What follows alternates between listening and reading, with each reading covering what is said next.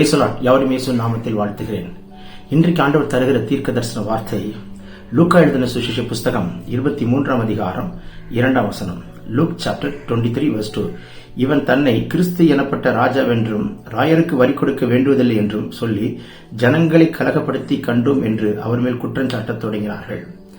தப்பு பண்ணாத கிறிஸ்துவை குற்றஞ்சாட்டத் தொடங்கின மனிதர்கள், ரோம அரசாங்கம், யூத ஜனங்கள், ஆலோசனை சங்கத்தார், இப்படி பல பேர் அவருக்கு எதிராக எழும்பினார்கள். பல பேர் அவருக்கு எதிராக எழும்புகிறதற்கு பிதாவும் அதை அனுமதிக்கிறார். தேவனுடைய திட்டத்தை செய்து முடிப்பதற்காக மாத்திரமல்ல, ரட்சிப்பின் திட்டத்தை சிலுவையில் முடிப்பதற்காக.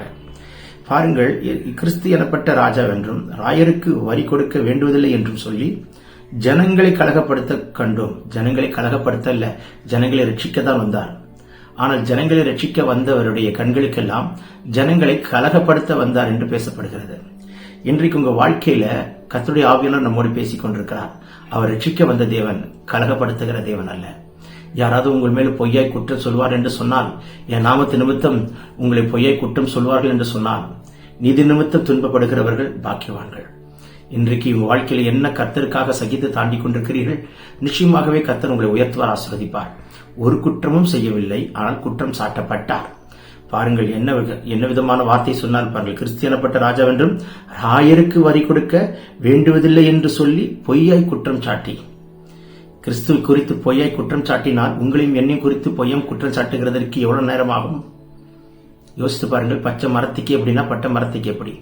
இன்றைக்கு உங்க வாழ்க்கையில கலங்காதீங்க. நிச்சயமா கர்த்தர் உங்களுக்கு அற்புதம் செய்வார். சும்மா இருக்க மாட்டார். எப்படி பிதாவாக்கிய தேவன் குமாரனாகி கிறிஸ்து மூலமாய் தம்முடைய நாமத்தை மகிமைப்படுத்தி 3ஆம் நாள் உயிர்த்தெழுந்த தேவனுடைய உயிர்த்தெழுந்த வல்லமையை விளங்க பண்ணினாரோ, ஒரு நேரம் வரும், பொறுமையா இருங்கள். 3 நாள் பரலோகம் காத்திருக்கிறது. எப்படி கிறிஸ்து மூலமாய் தம்முடைய நாமம் மகிமைப்படுத்த 3ஆம் நாளிலே உயிர்த்தெழுந்து தம்மை கிறிஸ்து என்று வெளிப்படுத்தி காட்டினார். இன்றைக்கு வானம் திறக்கப்படுகிறதை பார்க்கிறேன்.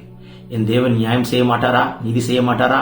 குற்றம் சாட்டப்பட்டுக் கொண்டிருக்கிறனே, காயப்பட்டுக் கொண்டிருக்கிறனே, அவமானப்பட்டுக் கொண்டிருக்கிறனே, சகித்துக் கொண்டிருக்கிறனே, வேதனைகளை சகித்துக் கொண்டு தாண்டிக் கொண்டிருக்கிறேன் சொல்லி புலம்புகிற மகளே, நிச்சயம் கர்த்தர் உங்களுக்கு இறங்கி ஒரு அற்புதம் செய்வார். இன்றைக்கு ஒரு அற்புதம் நடக்கும்படிக்கு உங்களை விட்டுக் கொடுப்பீர்களா?